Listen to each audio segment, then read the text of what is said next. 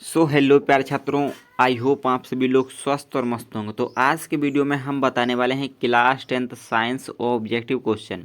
जितने बच्चे UP board exam 2025 board की तैयारी कर रहे हैं तो इस वीडियो को लास्ट तक जरूर देखना, क्योंकि आज के इस वीडियो में हम आपको साइंस के महत्वपूर्ण बहुविकल्पीय प्रश्न के बारे में बताने वाला हूँ। तो चलिए आज के इस वीडियो को स्टार्ट करते हैं। आपका पहला प्रश्न दिया है, इसमें बताइए कि हीरा और ग्रेफाइट कार्बन के क्या हैं, यानी कि जो हीरा और ग्रेफाइट है वो कार्बन का क्या है। तो बच्चों हीरा और ग्रेफाइट जो है वो आपका कार्बन का अपरूप है, यानी कि कार्बन का कोई भी रूप नहीं है, अपरूप है। इसमें आपका चौथा राइट आंसर हो जाएगा। अभी तक आपने वीडियो को लाइक ना किया तो प्यारा सा लाइक, और चैनल पर नए तो सब्सक्राइब करना ना भूलिएगा।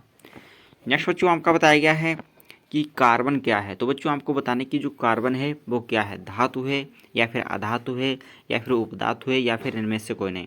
तो बच्चों कार्बन जो है वो आपकी एक प्रकार की धातु है। इसमें आपका बी वाला राइट आंसर हो जाएगा, यानी कि दूसरा आपका राइट आंसर हो जाएगा।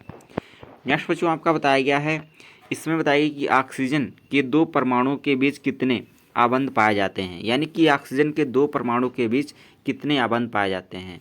या फिर हम ऐसे भी कह सकते हैं कि जो ऑक्सीजन होता है उसमें जो परमाणु होते हैं उनके बीच जो आपका बॉन्ड बना होता है वो कितना बना होता है। तो बच्चों ऑक्सीजन के बीच जो बॉन्ड होते हैं वो आपके आबंध होते हैं, वो आपके दो होते हैं। इसमें आपका दूसरा राइट आंसर हो जाएगा। नेक्स्ट बच्चों आपका बताया गया है कि रबर निम्न में से किसका बहुलक है, यानी कि जो रबर है वो निम्न में से किसका बहुलक है। तो बच्चों रबर जो है वो आपका निम्नलिखित में से जो है बच्चों आपका एसिटिलीन का बहुलक है। इसमें आपका बी वाला राइट आंसर हो जाएगा। रबर जो है आपका एसिटिलीन का बहुलक है। नेक्स्ट बच्चों आपका बताया गया है कि नाइट्रोजन अणु में कितने सहसंयोजक बंधन होते हैं, यानी कि जो नाइट्रोजन होता है उसमें कितने सहसंयोजक बंध होते हैं। फर्स्ट दिया है एक या फिर दो या फिर तीन या फिर चार। तो बच्चों नाइट्रोजन अणु में जो होते हैं सहसंयोजक बंधन वो बच्चों आपके होते हैं चार। इसमें आपका चौथा राइट आंसर हो जाएगा। कितने होते हैं बच्चों, चार होते हैं। नेक्स्ट बच्चों आपका बताया गया है कि हाइड्रोजन के दो परमाणु के बीच किस प्रकार का बंध होता है, यानी कि हाइड्रोजन के दो परमाणुओं के बीच जो बंध होता है वो किस प्रकार का बंध होता है। एकल बंध होता है या फिर द्विआबंध होता है, फिर त्रिआबंध होता है, फिर चतुराबंध होता है। तो बच्चों हाइड्रोजन के दो परमाणु के बीच जो आपका बंध होता है वो किस प्रकार का होता है। तो बच्चों इसमें आपका फर्स्ट वाला राइट आंसर हो जाएगा। हाइड्रोजन के दो परमाणु के बीच जो बंध होता है वो आपका एकल बंध होता है। इसमें आपका फर्स्ट वाला राइट आंसर जाएगा। बच्चों आपका बताया गया है, इसमें बताया गया है कि कार्बन की परमाणु संख्या है, यानी कि कार्बन की जो परमाणु संख्या है वो कितनी है। फर्स्ट दिया 6 है या फिर 8 है या फिर 9 है या फिर 11 है। तो बच्चों जो कार्बन की जो परमाणु संख्या है वो आपकी बच्चों 6 है। इसमें आपका फर्स्ट वाला राइट आंसर जाएगा। नेक्स्ट बच्चों आपका बताया गया है कि ईथेन के एक अणु में कितने सहसंयोजक बंध होते हैं, यानी कि ईथेन जो होता है उसमें अणु के कितने सहसंयोजक बंध होते हैं।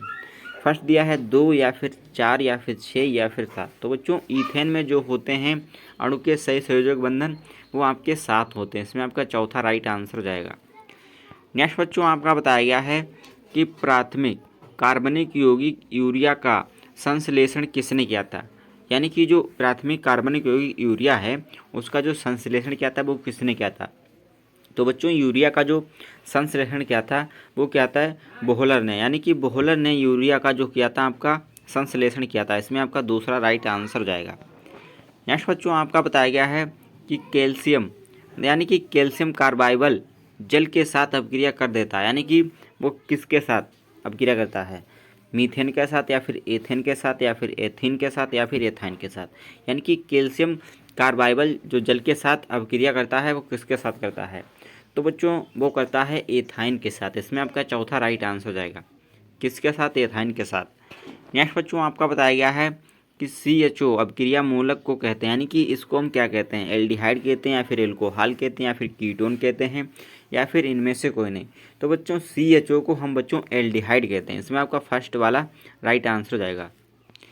नेक्स्ट बच्चों आपका बताया गया है कि COOH अपक्रियाशील मूलक को क्या कहते हैं। तो बच्चों ये जो आपका है एक OH हो जाता है। इसमें बच्चों जो हम कहते हैं COOH का जो अपक्रिया मूलक होता है वो आपका एक अम्ल के रूप में आता है। इसमें आपका तीसरा राइट आंसर हो जाएगा।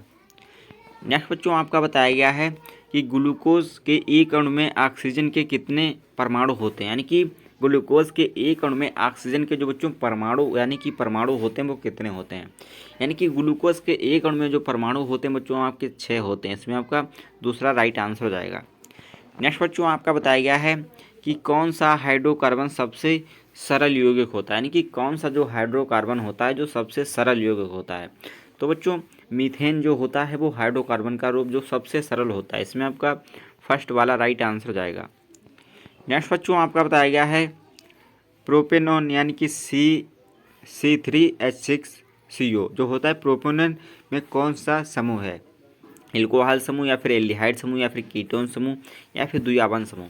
तो बच्चों प्रोपेनॉन में जो आपका समूह है वो एक आपका कीटोन समूह है। इसमें आपका तीसरा राइट आंसर हो जाएगा। नेक्स्ट बच्चों आपका बताया गया है कि एल्कोहल के प्रमुख स्रोत क्या है, यानी कि एल्कोहल के जो प्रमुख स्रोत हैं वो बच्चों क्या है। तो बच्चों एल्कोहल के जो प्रमुख स्रोत हैं वो आपके पेट्रोलियम हैं। इसमें आपका तीसरा राइट आंसर हो जाएगा। नेक्स्ट बच्चों आपका बताया गया है कि निम्न में से कौन कमरे के तापक्रम पर द्रव नहीं होते, यानी कि कौन सी जो मतलब एथनॉल है या फिर एथनॉइक अम्ल है या फिर एथीन है या फिर बेंजीन है जो कमरे के तापक्रम पर द्रव नहीं होता है।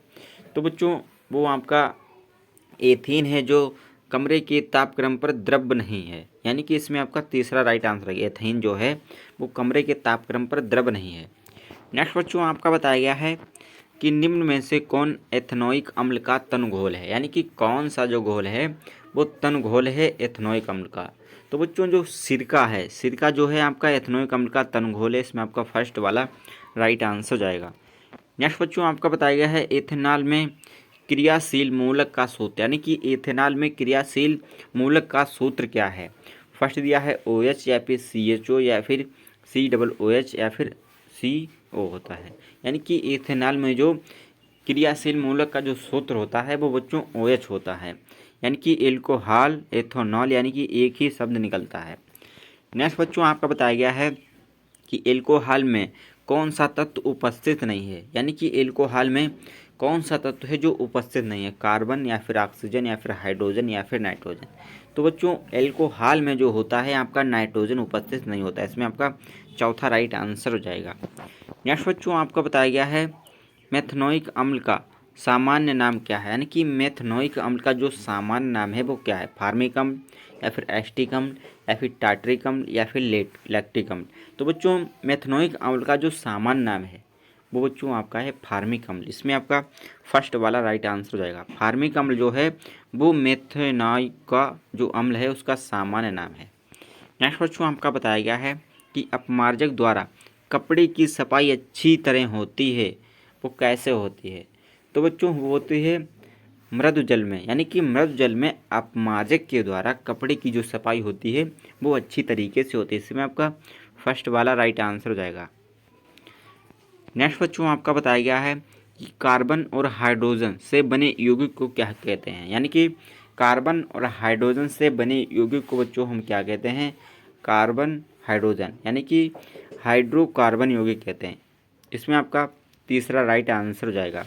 तो बच्चों आज का वीडियो इतना ही वीडियो है, तो मिलता है नेक्स्ट वीडियो में। अगर वीडियो अच्छी लगी तो लाइक और चैनल पर नए तो सब्सक्राइब जरूर करें। तब के लिए जय हिंद, ऑल द बेस्ट।